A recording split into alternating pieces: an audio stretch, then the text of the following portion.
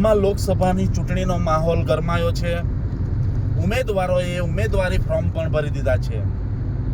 ત્યારે જે ઉમેદવાર છે, જે ઇન્ડિયા ગઠબંધનના લઈને જે અનંત પટેલનો ઉમેદવારી જાહેર કરી છે અને જે ભાજપ પક્ષથી ધવલ પટેલ અને એક ઉમેદવાર એવા છે કે જે બાપમાંથી પણ ફોર્મ ભર્યું છે અને બીજા ઉમેદવાર છે જે વીવીઆઈપી, એવી રીતે અનેક ઉમેદવારો જે જાહેર થયા છે.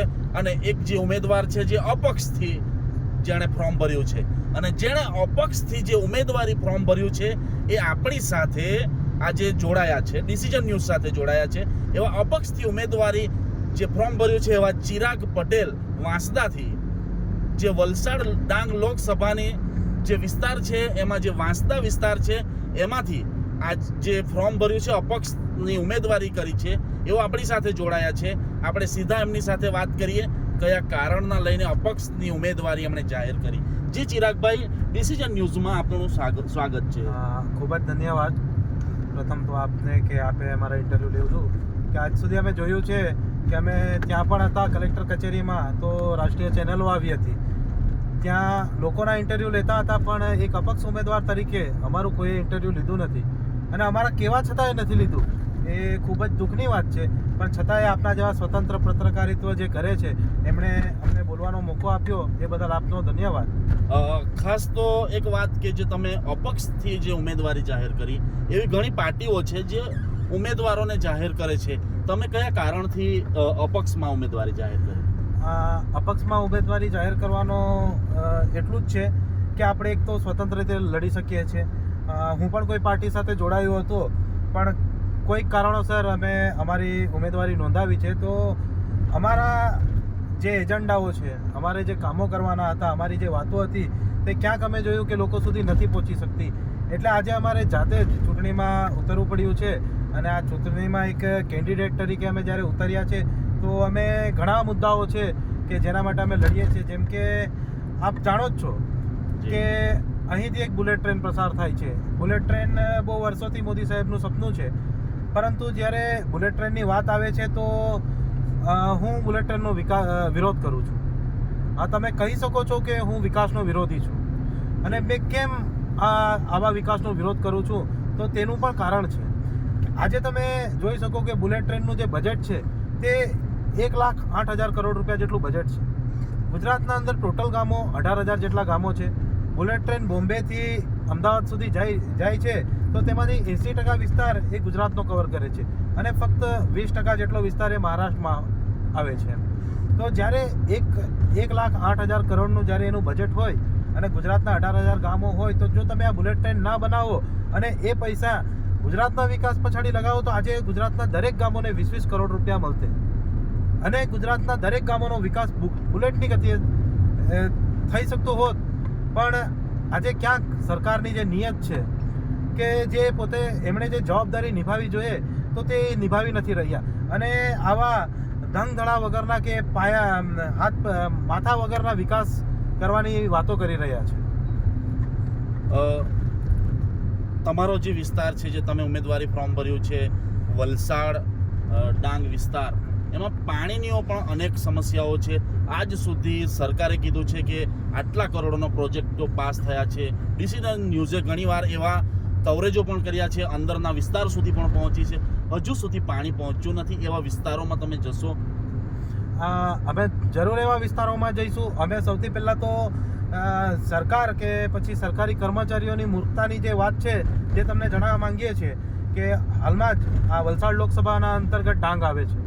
ડાંગના અંદર હાલે 850 કરોડની પાણી પુરવઠા યોજનાને આ બજેટમાં મંજૂરી આપવામાં આવી છે. પણ શું એમાં પાણી આવશે? આ પાણી ક્યારેય નહીં આવે.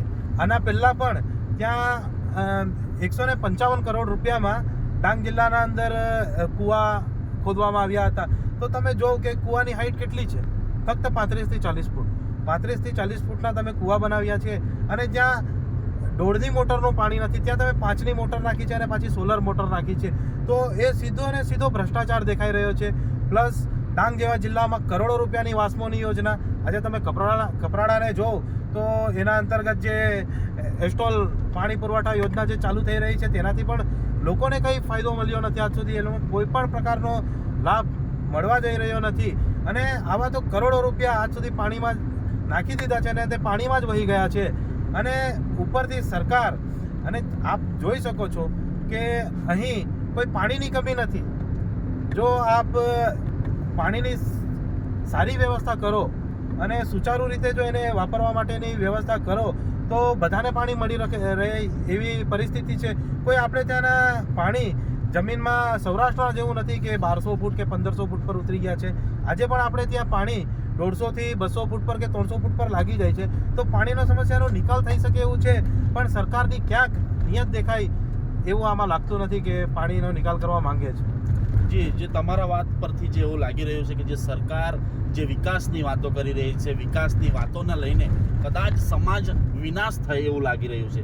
તો તમે જે સમાજ બચાવવાની વાતો કરો છો તો તમારી પડખે સમાજ કેટલો ઊભો રહેશે?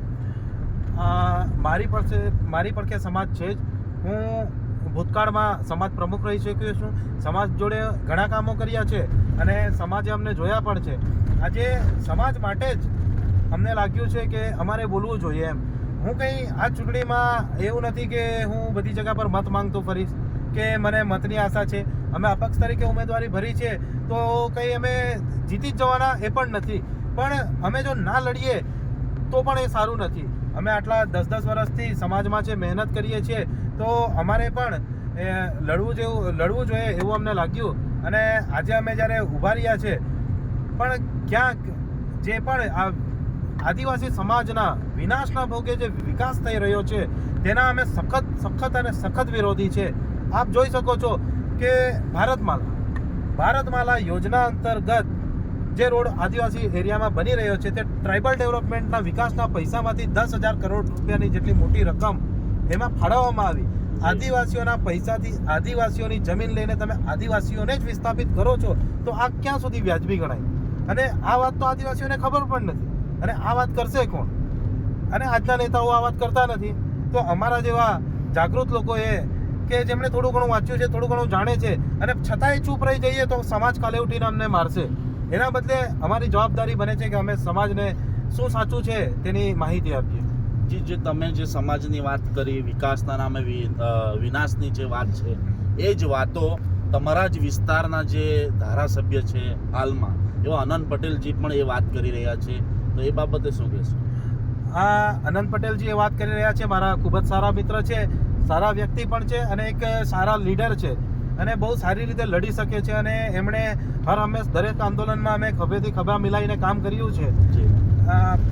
પરંતુ ક્યાંક અમને પણ લાગ્યું કે અમારી વાત જાતે જ મૂકવી પડશે. એટલા માટે અમે અમારો અલગ રસ્તો પકડીને આજે નીકળ્યા છે અને ચૂંટણીમાં આગળ જઈ રહ્યા છે. પણ અનંતભાઈને નુકસાન નહીં થાય એની પણ અમે જવાબદારી થોડીક તો રાખીશું કે એ સારા વ્યક્તિ છે અને એમને પણ નુકસાન નહીં પહોંચે, કે એ પણ પોતાને સારામાં સારું પ્રેઝન્ટ કરી શકે. એમણે સમાજ માટે ઘણું કર્યું છે. આજે દરેક આંદોલનમાં એ સમાજના પડખે ઊભા રહ્યા છે. આજે તમે જોઈ શકો છો પાર પુણે નર્મદા યોજના હોય કે દરેક યોજનામાં પણ એમણે સહકાર આપ્યો છે, સારામાં સારી લડત આપી છે. પણ સાથે સાથે મેં તમને એ પણ કહેવા માંગીશ કે જ્યારે પાર પુણે નર્મદા યોજનાનો ઉદય થવા જઈ રહ્યો હતો તો ત્યારે કેન્દ્રમાં કોંગ્રેસની સરકાર હતી, મહારાષ્ટ્રમાં કોંગ્રેસની સરકાર હતી, ગુજરાતના મુખ્યમંત્રી હાલના જે વડાપ્રધાન છે નરેન્દ્ર મોદીજી હતા તે હતા. તો એમણે બધાએ સાથે મળીને એ યોજના લાગુ કરી હતી. તો આદિવાસીના વિનાશ માટે દરેક રાષ્ટ્રીયવાદી પાર્ટીઓએ પોતાનો કોઈને કોઈ ભાગીદારી તો ભજવી જ છે. હા, પણ અમે એવું પણ નથી કહેતા કે આદિવાસીઓના વિકાસમાં કોઈ પાર્ટીઓનો કોઈ હિસ્સેદારી નથી. અમે એ પણ નથી કહેવા માંગતા. પણ એમાં વિનાશમાં પણ દરેક પાર્ટીઓની સરખી ભાગીદારી છે એ પણ અમે છાતી ઠોકીને કહેવા માંગીએ છીએ. આપ નર્મદાને જોઈ લો. નર્મદાનો પાયો કોંગ્રેસે નાખ્યો. નર્મદાને ઊંચું કરીને આદિવાસીઓને ડૂબાડવાનું કામ બીજેપીએ કર્યું છે. તો દરેક બંને પાર્ટીઓએ એમનો આદિવાસીઓને વિનાશ કરવામાં ક્યાંય કશું બાકી રાખ્યું એવું નથી એમ. જો આજે નર્મદા ના હોત તો આજે ત્યાં કેવડિયા ના આવ્યું હોત. કેવડિયા ના આવ્યું હોત. જ્યારે તમે જોઈ શકો છો 73 EEની જમીન સરકાર કરીને જ્યારે તમે ગમે તે વ્યક્તિઓને આપી દો છો. 3,000 કરોડનો પ્રોજેક્ટને આજે તમે 3.5 લાખ કરોડનો પ્રોજેક્ટ બનાવી નાખો છો. અમારા આદિવાસીઓને કોરોના કાળમાં પોલીસવાલાને ત્યાં ઊભી રાખીને ખડે પગીને, અમારા જ ભાઈઓ છે પોલીસવાલા પણ, એ પણ ક્યાંક આરક્ષણમાં લાગ્યા છે.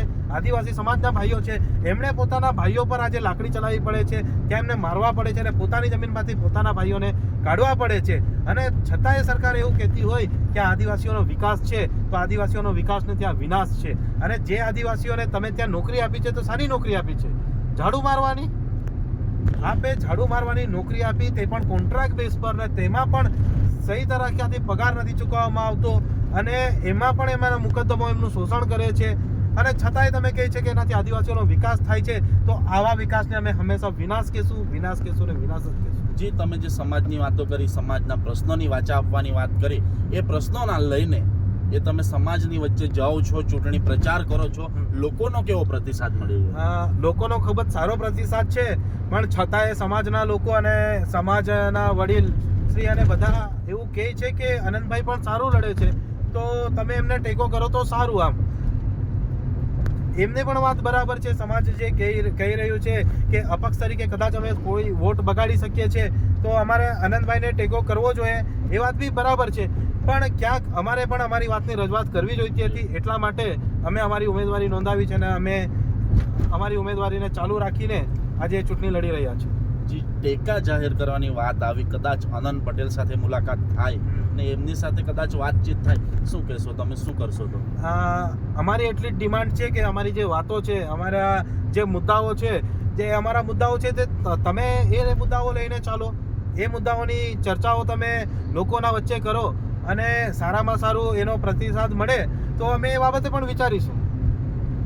જે આ હતા જે અપક્ષ જે ઉમેદવાર છે, જે ચિરાગ પટેલ વાંસદાથી, એમણે આપણી સાથે વાત કરી અને એમને ક્યાંક એવું લાગ્યું કે સમાજના પ્રશ્નને વાચા આપવા જોઈએ, અને એવા જે ચિરાગ પટેલ જેવા યુવાઓ જો આગળ આવશે તો જ સમાજને બચાવી શકશે, એવું ચિરાગભાઈ દ્વારા કહેવામાં આવ્યું. કારણ કે હાલમાં જે એમણે કીધું એ પ્રમાણે કે જો સરકાર વિકાસના નામે જે વિનાશના અનેક પ્રોજેક્ટો લાવી રહી છે, તેના લઈને જે આદિવાસી સમાજનો જે વિનાશ થઈ રહ્યો છે, એમને જે બચાવવાની પહેલ કરી છે જે ચિરાગભાઈએ, અને જે વાત રહી એમણે જે ઉમેદવારી ફોર્મ જાહેર કર્યું, અને જે ઇન્ડિયા ગઠબંધનના લઈને જે જાહેર થયા છે જે ઉમેદવાર, એવા આનંદ પટેલ, એવો પણ જે વિકાસના જે સરકાર વિકાસની વાતો કરે છે અને જે સમાજ વિનાશ થઈ રહ્યો છે એમના પણ પ્રશ્નો ઉઠાવે છે. અને આનંદ પટેલજી એમના પણ મિત્ર છે એવું કીધું, પણ એમણે કીધું એ ક્યાંક અમારે પણ મુદ્દા ઉઠાવવાની જરૂર છે, અમે એમ મુદ્દા ઉઠાવી શકતા નથી. ક્યાંક રાજકારણમાં જઈને જો મુદ્દા ઉઠાવી શકીએ અને સમાજનો વિકાસ કરી શકીએ, માટે આ ચૂંટણી લડવાની જરૂર પડી, એવું એમના દ્વારા કહેવામાં આવ્યું. હવે આવનાર સમય બતાવશે કે શું થશે. Decision news Gujarati, Manish Dodiya.